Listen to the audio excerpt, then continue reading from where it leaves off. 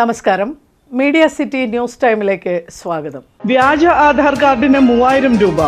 ഡൽഹിയിൽ പിടിയിലായ മനുഷ്യക്കടത്ത് കേസിലെ പ്രതിയുടെ പക്കൽ നിന്നും കണ്ടെടുത്ത ആധാർ കാർഡുകൾ സൂക്ഷിച്ച പ്ലാസ്റ്റിക് കവർ പെരുമ്പാവൂരിലെ ടെക്സ്റ്റൈൽ ഷോപ്പിന്റേത്. പെരുമ്പാവൂരിലെ ഭായ് മാർക്കറ്റുകൾ കേന്ദ്രീകരിച്ച് അന്വേഷണം മുറുകുന്നു. ഒരു റിപ്പോർട്ട്.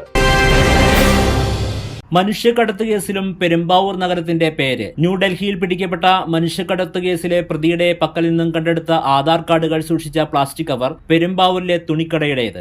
ഇതോടെ മനുഷ്യക്കടത്തുമായി ബന്ധപ്പെട്ട് പെരുമ്പാവൂരിലെ ഭായ് മാർക്കറ്റുകൾ കേന്ദ്രീകരിച്ച് കേന്ദ്ര ഏജൻസികളുടെ അന്വേഷണം മുറുകുന്നു. വ്യാജ ആധാറുമായി 1,00,000 അഭയാർത്ഥികൾ ഇന്ത്യയിലെത്തിയിട്ടുണ്ട് എന്ന മിലിറ്ററി ഇന്റലിജൻസിന്റെ റിപ്പോർട്ടുകൾക്ക് പിറകെയാണ് പുതിയ വിവരങ്ങൾ. വ്യാജ ആധാർ കാർഡുകൾ നിർമ്മിക്കാൻ 3000 രൂപയാണ് ഇത്തരം തട്ടിപ്പ് സംഘങ്ങൾ ഈടാക്കിയിരുന്നതെന്നും വിവരങ്ങളുണ്ട്. വ്യാജ ആധാർ കേന്ദ്രങ്ങൾ വഴിയും ഓൺലൈൻ ശൃംഖലയിൽ നുഴഞ്ഞുകയറിയും നിർമ്മിച്ച ആധാർ കാർഡുകളാണ് പലരുടെയും പക്കലുള്ളത്. ആസമിലെ മധുപൂർ, നൌഗാവ്, ബംഗാളിലെ കരീംപോയ്, നദിയ, ഉത്തര ദിനാജ്പൂർ എന്നിവിടങ്ങളിലെ ആധാർ കേന്ദ്രങ്ങളിലാണ് വ്യാജ ആധാർ നിർമ്മിച്ചിട്ടുള്ളത്. പെരുമ്പാവൂരിലെ ഭായ് മാർക്കറ്റുകളുടെ ഉള്ളിൽ പ്രവർത്തിക്കുന്ന ആധാർ കേന്ദ്രങ്ങളും ഈ പട്ടികയിൽ ഉൾപ്പെടുന്നു. ഒരു ചിത്രം ഉപയോഗിച്ച് വിവിധ പേരുകളിലും വിലാസങ്ങളിലും വ്യാജ ആധാർ കാർഡുകൾ നിർമ്മിക്കുന്നതായി മുൻപ് അധികൃതർ കണ്ടെത്തിയിരുന്നു. ഇത്തരം വ്യാജ ഐഡികൾ ഉപയോഗിച്ച് ക്രിമിനലുകൾ തൊഴിലാളികളുടെ മറവിൽ അനേകം തൊഴിലിടങ്ങളിൽ ഒളിഞ്ഞിരിക്കുന്നതായാണ് സൂചന. ബംഗ്ലാദേശ്, മ്യാൻമർ, ശ്രീലങ്ക എന്നിവിടങ്ങളിൽ നിന്നുള്ള 10,000 അഭയാർത്ഥികളായി പെരുമ്പാവൂരിലും സമീപ നഗരങ്ങളിലും വന്നെത്തിയതായും റിപ്പോർട്ടുകളിൽ പറയുന്നു. കേരള പോലീസ് ലുക്കൌട്ട് നോട്ടീസ് പുറപ്പെടുവിച്ച കുപ്രസിദ്ധ കുറ്റവാളി അടക്കമുള്ളവർ